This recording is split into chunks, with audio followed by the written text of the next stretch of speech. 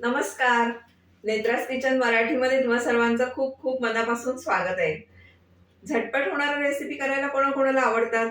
आजची रेसिपी खास त्यांच्यासाठी. आज आपण बनवणार आहोत इन्स्टंट असे रवा आप्पे. होतात पटकन, तरीही चविष्ट आणि पौष्टिक सुद्धा. त्याच्यासाठी साहित्य पाहूया. इथे मी 1 कप बारीक रवा घेतलाय. त्याच कपाने अर्धा कप दही, अर्धा कप पाणी आणि 2 चमचे तेल घेतलंय. अर्धा कांदा बारीक चिरलेला, अर्धा टोमॅटो, एक हिरवी मिरची, कोथिंबीर, गाजर हे सगळं बारीक चिरून घेतलंय. त्याच्यामध्ये तुम्हाला आवडत असेल तर सिमला मिरची किंवा मटार क्रश करून किंवा अजून तुमच्या आवडीच्या कोणत्याही भाज्या ऍड करू शकता. चवीपुरतं मीठ आणि इन्स्टंट करायचे असल्यामुळे इनो पॅकेट घेतलंय एक. हे रेग्युलर इनो घेतलंय मी. आणि चटणीसाठी ओलं खोबरं, कोथिंबीर, 2 मिरच्या, जिरे, साखर, मीठ आणि 2 चमचे दही घालणार आहे याच्यामध्ये.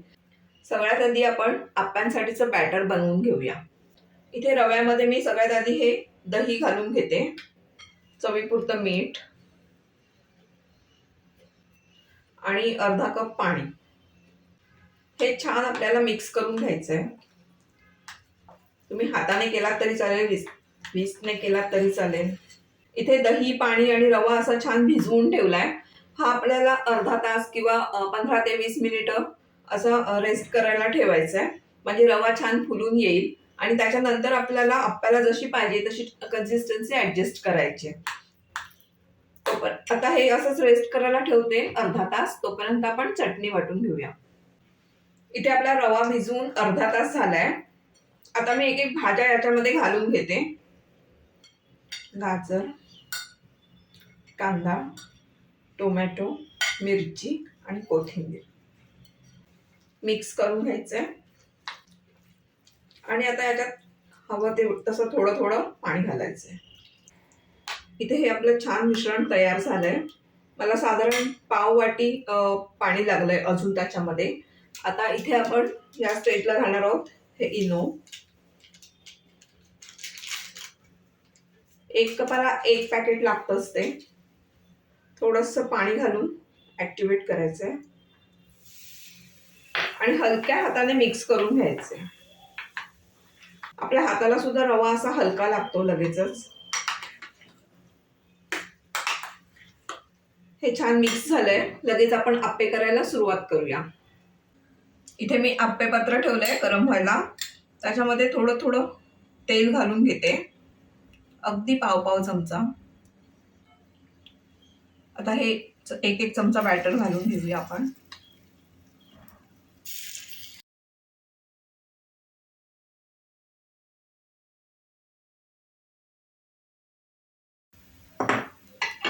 आता 1 मिनिटभर आपण झाकण ठेवणार आहोत त्याच्यावर. इथे 1 ते 2 मिनिटं झालेत. पाहू शकता आप्पे कसे एकदम फुलून वरती आलेत ते. हे वरचं बॅटर असं सुकलं ना की खालच्या बाजूने झालेत असं समजायचं. आणि मग असे टर्न करायचे चमच्याने एक एक.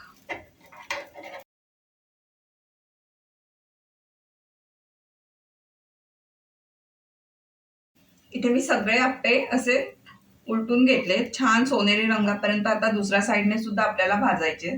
याच्यामध्ये ज्या आपण भाज्या घातल्यात त्या मी अशा कच्च्याच घातल्यात. तुम्हाला जर त्या परतवून घालायच्या असतील तर परतवून गार करून घालायच्या, तरी छान लागतात त्या. आपले आप्पे दोन्ही साईडने असे छान ब्राऊन झालेत. मी एक एक काढून घेते.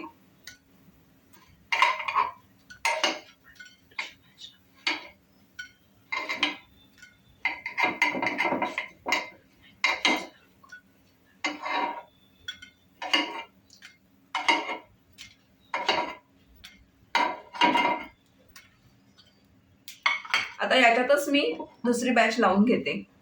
असे हे मस्त जाळीदार असे आप्पे आपले तयार झालेत. हे आप्पे तुम्ही टोमॅटो केचप बरोबर सुद्धा खाऊ शकता. तसेच तुमच्या मुलांना टिफिन मध्ये सुद्धा देऊ शकता. तुम्हाला माझ्याकडून अशाच टिफिन फ्रेंडली रेसिपीज हव्या असतील तर कमेंट करून नक्की सांगा. आजची रेसिपी आवडली असेल तर लाईक करा, शेअर करा. नेत्रास किचन मराठी या चॅनलला सबस्क्राईब करा. तसेच बाजूचे बेल आयकॉन प्रेस करायला विसरू नका. धन्यवाद.